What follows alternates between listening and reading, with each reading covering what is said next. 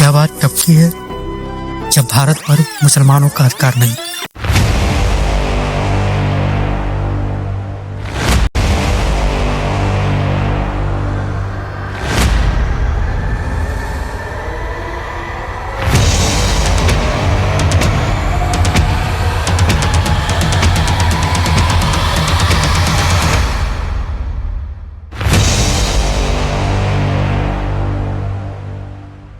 लगभग आज से 712 ईस्वी की पहले की बात है।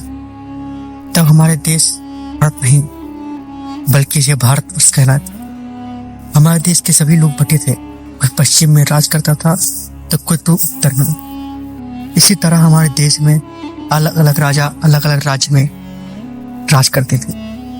भले ही ये बटे थे लेकिन एक बात तो थी यहाँ पर खूबसूरती। जंगल में बाघ, जंगल में शेर का शिकार और बाग में माली। क्या कहना, हमारे पास तब पैसों का महत्व था मगर इतना नहीं जितना आज है। किसान सिर्फ खेती करते थे। जब राजा निकलते थे लोग उनकी स्वागत किया करते थे। भले ही उस समय फोन नहीं था पर मनोरंजन की कमी नहीं थी। भले ही एक कच्चे घर में रहते थे लेकिन खुश थे। चलो एक प्रश्न है आपसे, अगर आपको मौका मिले कि आप 712 ईस्वी की पहला जाना चाहें तो आप क्या जाना चाहोगे? और जाओगे तो आप वहां पर करोगे क्या? कमेंट में बताना। अब मैं टॉपिक पर चलते हैं। बात है मुसलमान जो आए भारत पर। यह बात है 712 ईस्वी से पहले जब एक राज्य था सिंध, जहाँ का राजा था दाहिर। क्योंकि सिंध राज्य काफी बड़ा भी था और यह और अरब देश से व्यापार चलता था। सिंध देश या उत्तर में सिंधु देश की सीमा मुल्तान तक गई। मुल्तान सिंध के सबसे महत्वपूर्ण और धार्मिक नगरों में से एक था, जिसे सोने का शहर भी कहा जाता था। दक्षिण में सिंधु देश की सीमा अरब सागर तक फैली थी। कराची और उसके आसपास के तटीय क्षेत्र सिंधु देश का हिस्सा थे। पूर्व में सिंधु देश की सीमा राजस्थान के मरुस्थल और गुजरात के कच्चे क्षेत्र तक पहुंचती थी। इस क्षेत्र में थार मरुस्थल और राजस्थान के कुछ हिस्से शामिल थे। पश्चिम में सिंधु देश की सीमा मकरान तट, जो भी पाकिस्तान और बलूचिस्तान में है, और ईरान के कुछ इलाकों तक फैली थी। सब कुछ अच्छा चल रहा था। अरब और भारत के बीच व्यापारिक और सांस्कृतिक संबंध लंबे समय थे। तभी होता आता है एक पुष्ट।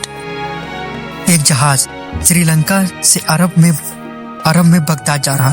इस जहाज में अरबी व्यापारी और कुछ धन और खलीफा अल वालिद के रिश्तेदार महिलाएं भी थीं।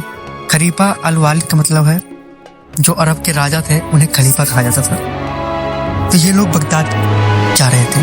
तभी कुछ समुद्री डाकू उनके जहाज को लूट कर उनकी महिलाओं को बंदी बना लेते हैं। इस घटना का पता उस समय अरीबा के अरब के खलीफा मतलब बादशाह अल वालिद को पता चली।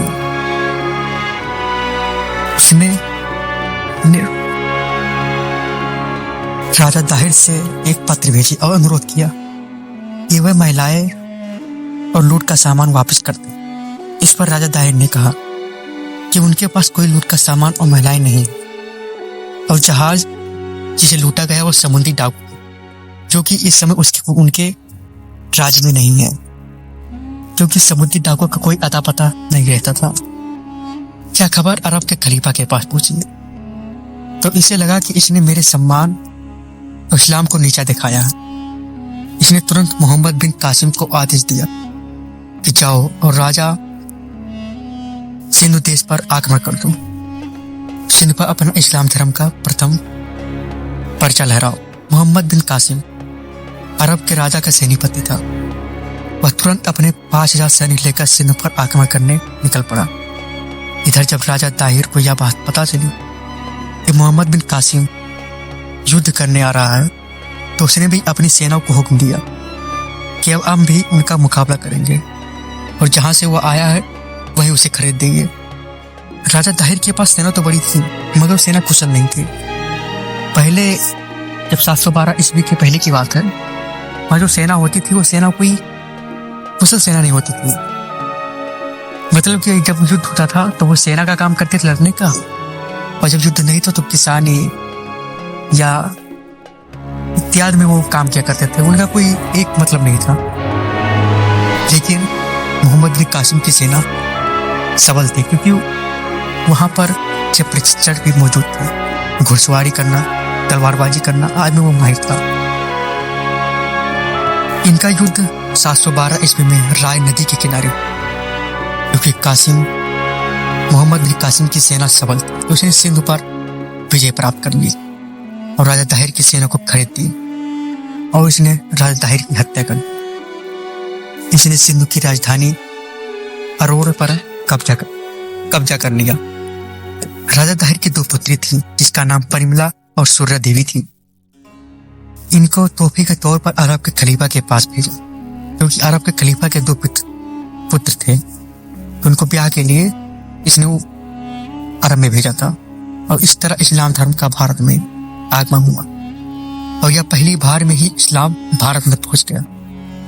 इधर कासिम सिंध पर राज करने लगा और सिंध को ही इस्लाम का दरवाजा कहा जाता, क्योंकि पहले युद्ध में सिंधु देश हार गया था। सब कुछ अच्छा से चल रहा था, तभी आता है एक दुष्ट। इधर अरब के पास जो कासिम में दोनों राजकुमारियों को भेजा था वह वहां गई और उसने खलीफा से कहा, जो कासिम ने हमें आपके बेटों से शादी करने के लिए यहाँ भेजा है वह हमें पहले ही अपमानित कर चुका है। ऐसा कहकर उसने अरब के खलीफा को कासिम के प्रति ईर्ष्या पैदा कर दी। ये क्या था? अरब के खलीफा ने कासिम को हुक्म दिया कि वह जहां कहीं भी हो तुरंत अरब पहुंचे। इस पर कासिम जो सिंध में था वह अरब में पहुंचा। फिर होना क्या था? अरब के खलीफा ने कासिम को मार दिया, क्योंकि सिंधु देश के राजा का हत्या कासिम ने की थी। तो इस पर इनके दोनों बुद्धिमान बेटियों ने साजिश करके अपने पिता का मौत का बदला भी ले लिया। ऐसी थी हमारी देश की नारी, जो दुश्मन के जंगल में होते हुए भी अपना लक्ष्य भेज देती थी। तो दोस्तों, कैसे लगी मेरी छोटी सी जानकारी? अगर आपको वीडियो पसंद आई हो चैनल को सब्सक्राइब जरूर करें। और हाँ, दूसरे एपिसोड में हम जानेंगे कैसे तुर्क भारत देश में आए, उसका कारण क्या था, व्यापार या फिर इस्लाम का प्रचार। मिलते हैं अगले वीडियो में, तब तक के लिए जय हिंद।